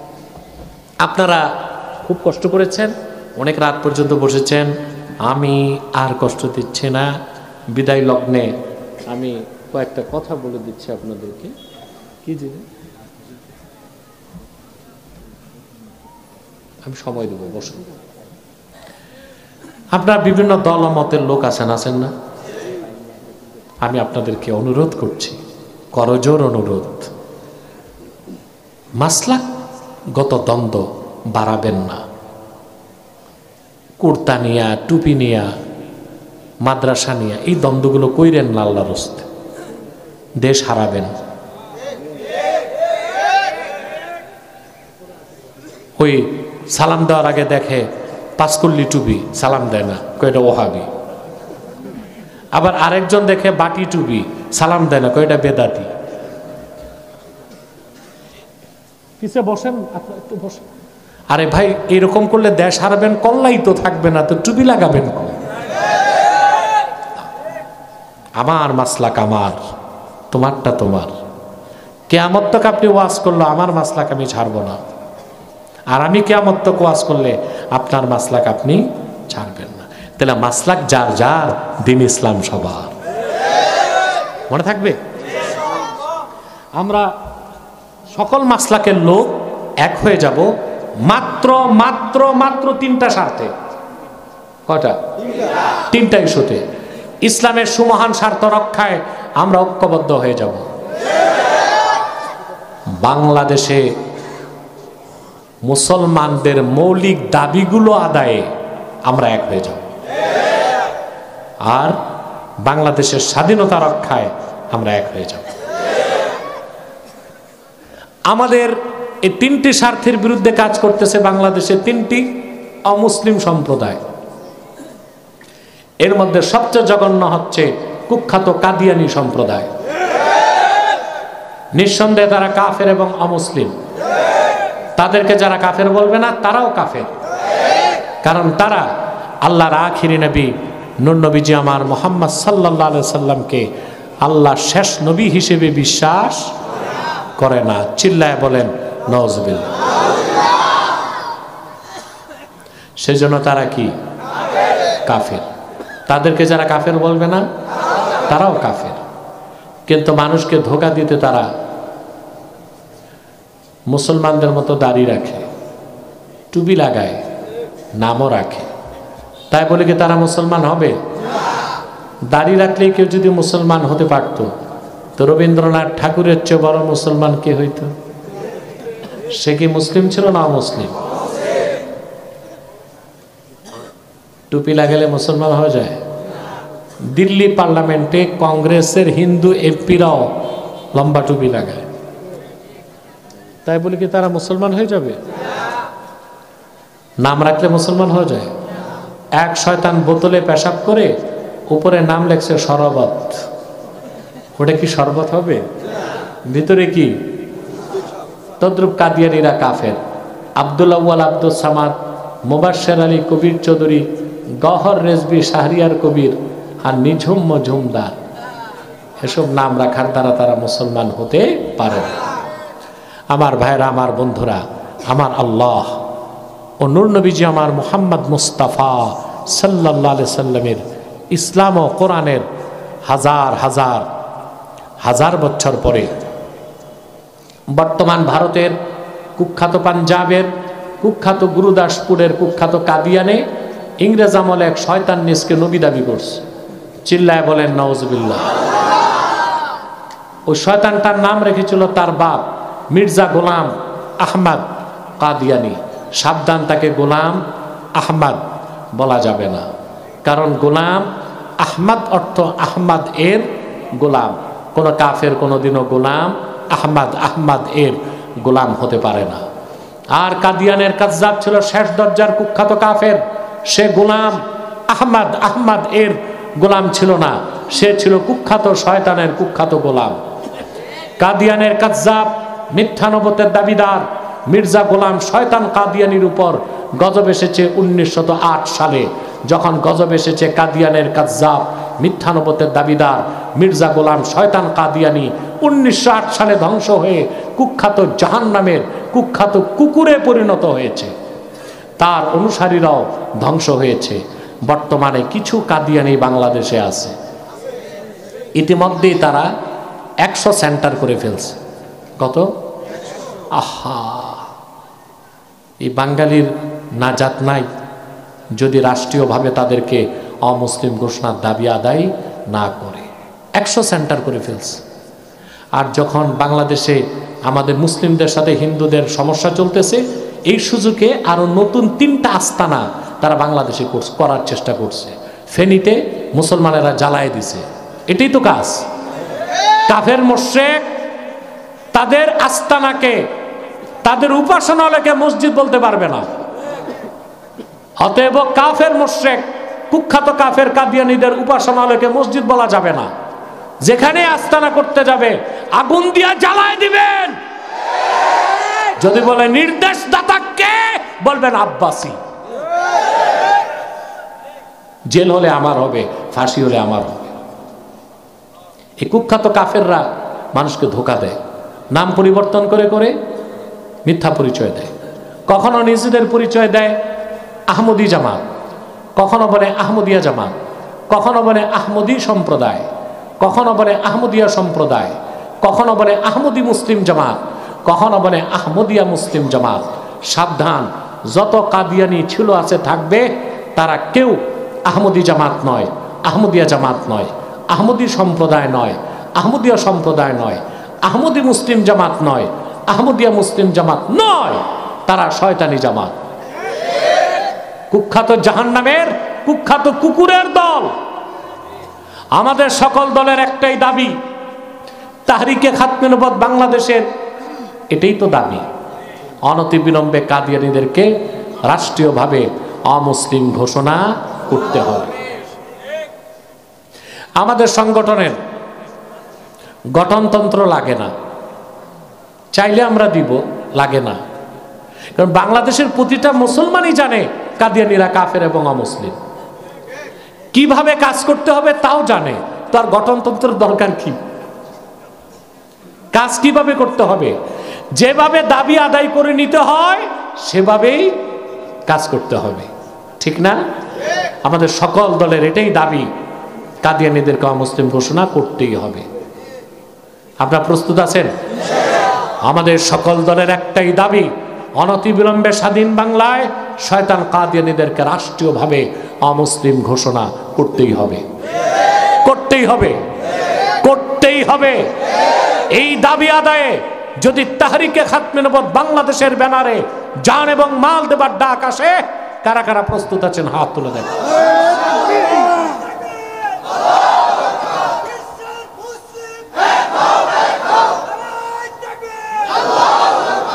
সম্মানিত সুধী, তাদেরকে অর্থনৈতিক সহযোগিতা করবেন না? করবেন? করেন আপনারা। প্রাণ কোম্পানির যত জিনিস তাদের, সেজান কোম্পানির জুস তাদের, আর FL এর পণ্যগুলো তাদের, প্রথম আলো, ডেলি স্টার, কালের কণ্ঠ এগুলো তাদের। এগুলো ধরবেন না, কিনবেন না, বেচবেন না, মনে থাকবে। আরেকটা মুসলিম সম্প্রদায় চক্রান্ত করে যাচ্ছে, ইসাই জামাত, খ্রিস্টানদের একটা গোপন দল। 1975 সালে তারা বাংলাদেশে ঢুকেছে। এই পর্যন্ত 2.5 লক্ষ পরিবারকে খ্রিস্টান বানাই দিয়েছে। তারাও দাড়ি রাখে, টুপি লাগায়। তাদেরকে বলে যে আমাদেরটা ইসাই তরিকা। খ্রিস্টান বানানোর পরে বলে যে তোমার পরিচয় কি? বলে মুসলমান। বলে কি মুসলমান? বলে ইসাই মুসলমান। বলে তার অর্থ জানো? কয় না। বলে তুমি ঈসার উম্মত মুসলমান। নাউজুবিল্লাহ। ঈসার উম্মত মুসলমান না খ্রিস্টান? তারা কাজ করতেছে বাংলাদেশে। তাদের মাস্টার প্ল্যান হচ্ছে পার্বত্য চট্টগ্রাম আলাদা করে একটা খ্রিস্টান রাষ্ট্র বানাবে। আমি বহু বছর ধরে বলি, কিন্তু এখন সবাই বলতেছে। আরেকটা ফিতনা সম্পর্কে সাবধান থাকবেন, হিজবুত তাওহীদ। এটা হিজবুত তাওহীদ না, হিজবুত শয়তান। সাবধান। এদের একটা কাজ ইহুদিরা দিছে, কয়েকটা কাজ, তার মধ্যে মূল কাজ এদের প্রচার হচ্ছে যে যারা মসজিদে থাকে, মাদ্রাসায় থাকে, আলেম ওলামা সব ধর্ম ব্যবসায়ী। এই প্রচার। এর মানে হচ্ছে জাতিকে আলেমদের থেকে সরায় দেওয়া। মনে রাখবেন, কোনো একজন হক্কানি আলেমকে যদি আপনি গালি দেন, কাফের হবেন না, ফাসেক হবেন। কিন্তু সামগ্রিকভাবে সমস্ত আলেমদের গালিগালাজ করলে আপনি কাফের হয়ে যাবেন। বিজয় দিবস বলা যাবে না, বিজয় দিবস বলবেন, মহান বলবেন না।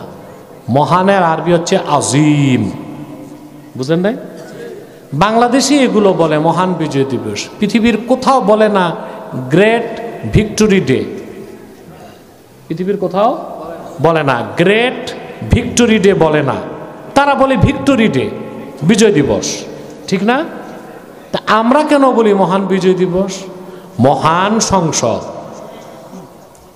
মহান সংবিধান না, এইসব তুচ্ছ বিষয়গুলোর ক্ষেত্রে আজিম শব্দ, মহান শব্দ আসতে পারে না। আল্লাহ কোরআনকে বলেছেন আজিম, ঠিক না? সুবহানাল্লাহ।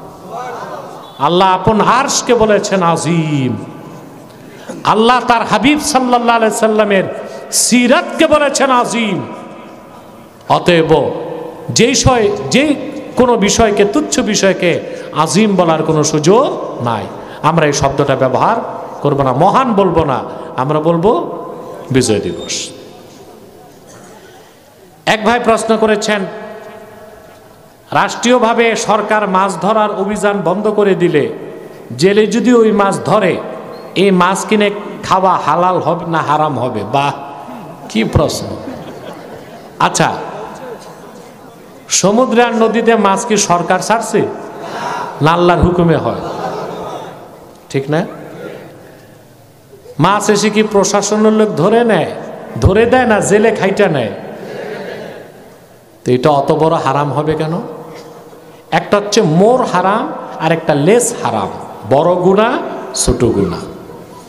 অতএব যেহেতু বাংলাদেশে শরিয়া আইন নাই, শরিয়া আইন থাকলে আবার এই হুকুম না মানলে হারাম হইতো।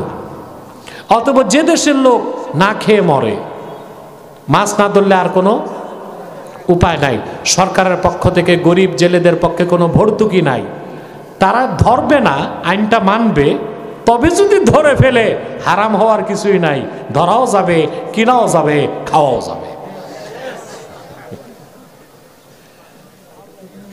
তোমরা ইউটিউবাররা ক্যাপশন যদি ভুল দাও তা আমার হ্যান্ডকাপ লাগাই। তোমরা মাছ খাইতে মাছ পাও না, আর বাংলাদেশের মাছ কলকাতায় যায় 300 টাকা কেজি, আর বাঙালি মাছ ধরে মাছ খায় 1200 টাকা কেজি। অতএব যদি ধরে ফেলে জেলে, আপনি বলবেন কিনা যাবে কিনা, তো জেলে তো না খায় মরবে, কিনবেন। ঠিক আছে? কি তাকওয়া দেখছেন কিনা, আউলিয়াদের তাকওয়া। কিন্তু খোঁজ নিয়ে দেখা যাবে লোকজন সুদ খাচ্ছে, ঘুষ খাচ্ছে, আর পারহেজ করতেছে মাকরু থেকে। হ্যাঁ, উর্দুতে একটা কথা আছে, গুলগুলা খাতে হ্যাঁ গুড় সে পারহেজ। গুলগুলা খায়, বুঝলেন? গুড় খাতে হ্যাঁ গুলগুলা সে পারহেজ। মিঠাই খায় কিন্তু গুলগুলা খায় না। আমাদের দেশে সুদ খায়, ঘুষ খায়, পরেরটা মেরে খায়, ওইটার মাসালা নাই, মাকরু খুঁজতেছে, মাকরু থেকে বাঁচবে কিনা। কি তাকওয়া! গরিবের দিকে নজর দিয়ে। আমার কিছু কিতাব আছে, স্টেজে নিয়ে যাবেন। নির্বাচিত তাফসির প্রথম খণ্ড, সূরা ফাতিহার তাফসির, এটা নিবেন। নির্বাচিত তাফসির দ্বিতীয় খণ্ড, সূরা ইখলাস ও সূরা ইনশিরাহ, দুইটা সূরার তাফসির নিবেন। সহিহুল বুখারীর যে প্রথম হাদিস, ইন্নামাল আমালু বিন্নিয়াত, এই একটি হাদিসের উপর একটি ব্যাখ্যা গ্রন্থ, এটাও নেবেন ইনশাআল্লাহ। আমি দোয়া চাই, আমার জন্য দোয়া চাই। আমাদের জনপুরি খানদানের মুরাব্বি ও গদ্দিনের শিন শাইখুল ইসলাম আল্লামা হাসনাইন আহমদ সিদ্দিকী জনপুরি রহমতুল্লাহ ইন্তেকাল করেছে। আপনারা জানেন কত বড় বুজরুগ ব্যক্তি, কত বড় আলেম ছিলেন, আত্মপ্রচার বিমুখ, তা ভোলার মানুষ জানে, ঠিক না? তো তিনি দুনিয়া থেকে বিদায় নিয়েছেন। আমরা দোয়া করবো আল্লাহ ওনাকে বেহেশতে উঁচু মাকাম দান করুক। আর আমার নসিহাত থাকবে আপনাদের প্রতি, উনি নাই কিন্তু ওনার আপন ছোট ভাই মাওলানা উসামা সিদ্দিকী জনপুরি, তিনি বেঁচে আছেন। তিনি আসবেন আসতে দেরি করলে আপনারা যোগাযোগ করবেন যে আপনাকে আসতে হবে, আসবে এবং যেভাবে জনপুরি খানদানকে ইজ্জত করে গিয়েছেন ওই রকম ইজ্জত করবেন। পারবেন না ইনশাল্লাহ? আমাদের মুবাশশিরুল হক নাইম যিনি এখানে এই কামিল মাদ্রাসার তিনি এখন বোধহয় উপাধ্যক্ষ, তিনি খুব আদরের। ওই মাওলানা হাসনাইন সিদ্দিকী জৌনপুরী রহমতুল্লাহরও আদরের, মৌলানা সৈয়দান সিদ্দিকী জৌনপুরী রহমতুল্লাহ তারও খুব আদরের। এখানে অধ্যক্ষ তো আপনি, জি, মৌলানা লোকমান হোসেন সাহেব, উনিও আমাদের খানদানের খুব ইজ্জত করেন, মহব্বত রাখেন, আলহামদুলিল্লাহ। আমি দোয়া চাই তাহরিকে খাতমে নবুয়ত বাংলাদেশ ভোলা জেলার দায়িত্বে যারা আছে, এখানে মৌলানা ফখরুদ্দিন, ইউসুফ কই, ইউসুফ আছে, এই মাওলানা আছে, আমার শাহেদ তালুকদার এখানে আছে, আমিনুল হক নোমানি, ওনারা আছেন আলহামদুলিল্লাহ কমিটিতে। আপনারা তাদের সাথে থাকবেন, আমাদের ইনশাল্লাহ কমিটিতে কাজ করে যাবেন। পারবেন না ইনশাল্লাহ? রব্বানা যালামনা আনফুসানা ওয়া ইল্লাম তাগফির লানা ওয়া তারহামনা লানাকুনান্না মিনাল খাসিরিন। আল্লাহ তাআলা মহাজনবাড়ি বাইতুল আমান জামে মসজিদ যুব তাফসীর কমিটির উদ্যোগে আয়োজিত আজকের মাহফিলে তোমার অসংখ্য নেককার বান্দা পর্দার আড়ালের মা বোন নিয়ে হাত তুলেছি। আল্লাহ, এতগুলো মানুষের মধ্যে যার দুটো হাত তোমার ভালো লাগে আল্লাহ, তার দুটো হাতের বিনিময়ে আমাদের জিন্দগির সব গুনাহ তুমি মাফ করে দাও। হৃদয়ের গভীর থেকে দোয়া করি আল্লাহ, তোমার আখিরি নবী নূর নবীজি আমার মুহাম্মদ মুস্তাফা সাল্লাল্লাহু আলাইহি ওয়াসাল্লাম আজ থেকে ১৫০০ বছর আগে দুনিয়ার থেকে বিদায় নিয়েছেন। হায়াতুন নবী হিসেবে জান্নাতুল ফিরদাউস রওজা মুবারকে বিশ্রাম নিয়েছেন। রব্বুল আলামিন জীবনে একবার তোমার আখিরি নবী নূর নবীজি আমার মুহাম্মদ মুস্তাফা সাল্লাল্লাহু আলাইহি ওয়াসাল্লামের জান্নাতুল ফিরদাউস রওজা মুবারকে উপস্থিত হয়ে গো আল্লাহ, তোমার হাবিবের নূরের কদমে দরুদ ও সালামের হাদিয়া দেবার আগে আল্লাহ তুমি ডাক দিও না। রব্বুল আলামিন একবার বা একাধিকবার যারা সোনার মদিনায় নূরের মদিনায় যেতে পেরেছি আল্লাহ, জীবনে বারবার তোমার আখিরি নবী নূর নবীজি আমার মুহাম্মদ মুস্তাফা সাল্লাল্লাহু আলাইহি ওয়াসাল্লামের নূরের শহর মদিনাতুল মুনাওয়ারা জিয়ারতের জন্য আল্লাহ তাদের কপালটা খুলে দাও। রব্বুল আলামিন আল্লাহ তাআলা হৃদয়ের গভীর থেকে দোয়া করি আল্লাহ, তোমার আখিরি নবী নূর নবীজি আমার মুহাম্মদ মুস্তাফা সাল্লাল্লাহু আলাইহি ওয়াসাল্লামের নূরের চেহারা মুবারক স্বপ্নে একবার দেখে গো আল্লাহ, জান্নাত ওয়াজিব হবার আগে তুমি ডাক দিও না। একবার বা একাধিকবার জানা তোমার আখিরি নবী নূর নবীজি আমার মুহাম্মদ মুস্তাফা সাল্লাল্লাহু আলাইহি ওয়াসাল্লামের নূরের চেহারা মুবারক স্বপ্নে দেখার সৌভাগ্য লাভ করেছে আল্লাহ, জীবনে বারবার দেখার জন্যে তাদের কপালটা তুমি জান্নাতি কপাল বানায় দাও।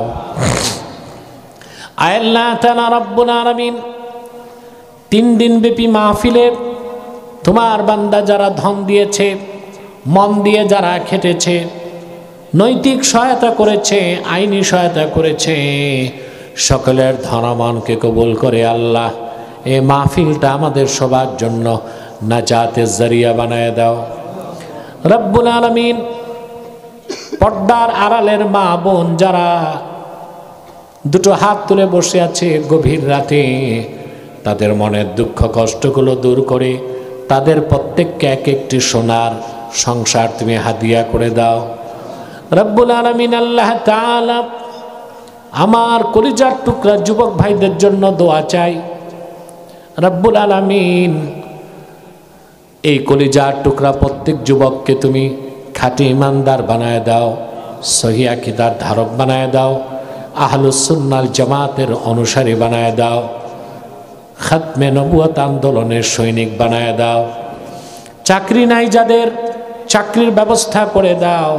ব্যবসা আছে যাদের, হালাল ব্যবসায় লক্ষ গুণ বরকত দাও। বিদেশ যেতে চায়, যাওয়ার ব্যবস্থা করে দাও। ঘরে বাহিরে সুখ দাও, উত্তম চরিত্র দাও। রব্বুল আলামিন আল্লাহ তাআলা অভাবীর অভাব দূর করে দাও, অসুস্থকে সুস্থ করে দাও, অশান্ত হৃদয়কে শান্ত করে দাও, মুশকিলাতগুলোকে আসান করে দাও। আল্লাহুম্মা আসলিহ লানা শানানা কুল্লাহ ওয়া লা তাকিলনা ইলা আনফুসিনা তারফাতা আইন ফাতিরাস সামাওয়াতি ওয়াল আরদ আনতা ওয়ালিয়ুনা ফিদ দুনিয়া ওয়াল আখিরাতি তাওফানা মুসলিমিন ওয়ালহিকনা বিস সালিহিন। আল্লাহুম্মা আনসুরিল মুসলিমিন ফি কুল্লি দাওলাতিন মিন দুওয়ালিল ইসলাম। اللهم انصر المسلمين الفلسطين والغزة الذين يقاتلون في سبيلك لإعلاء كلمة دينك ولتحفظ حرمة بيت المقدس. اللهم أخرج قوم اليهود الصهيوني من أرض المقدسة أرض فلسطين ودمر ديارهم وخرب بيوتهم وزلزل أقدامهم وضيق صدورهم وسود وجوههم يا رب كل شيء ومليكه نسألك بعزتك يا الله.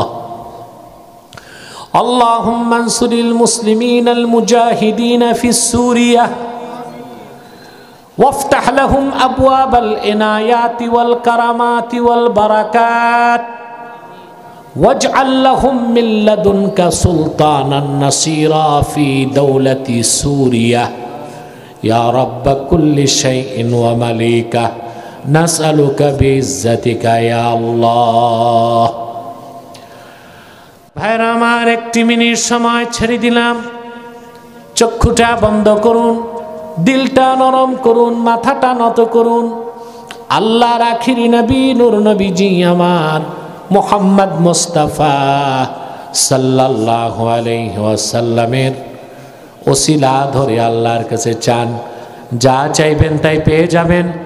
যদি পারেন ভাইরা, সারা জীবনের গুনার কথা মনে করে মুনাজাতের মধ্যে 2 ফোঁটা চোখের পানি ছেড়ে আল্লাহর কাছে আত্মসমর্পণ করুন।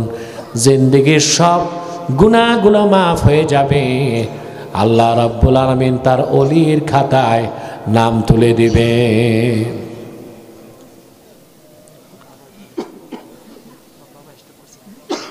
আল্লাহ, মাওলানা শাহিদুল ইসলাম তালুকদারের বাবা স্ট্রোক করেছে। তার বাবাকে হায়াতে তৈয়্যিবা, সেহতে কুল্লিয়া, শেফায়ে আজেলা দান করে দাও। আল্লাহ, আমাদের সংগঠনের আরও কিছু জানবাজ কর্মী আছে, মাওলানা হারুন, ওজিউল্লাহ বিশ্বাস, ইব্রাহিম, তাদেরকেও কবুল করো আল্লাহ। মাওলানা ফখরুদ্দিনের মা অসুস্থ, আল্লাহ তাকে সুস্থতা দান করো। মনে মনে দোয়া করেন। জামাল দোয়া চেয়েছে, আল্লাহ তার মনের মাকসাদকে তুমি পূরণ করো। আব্দুর রহিম,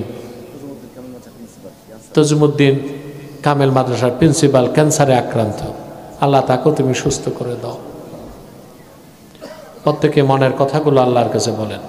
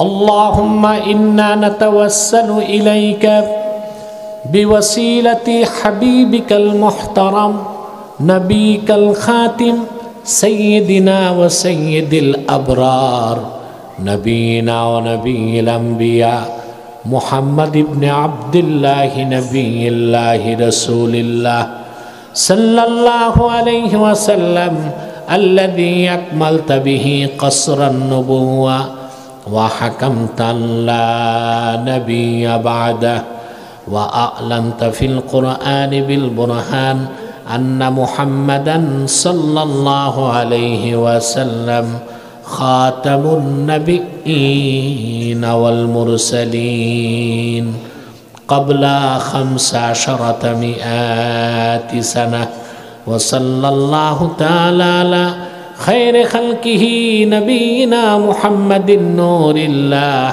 وعلى آله وصحبه أجمعين برحمتك يا أرحم الراحمين. السلام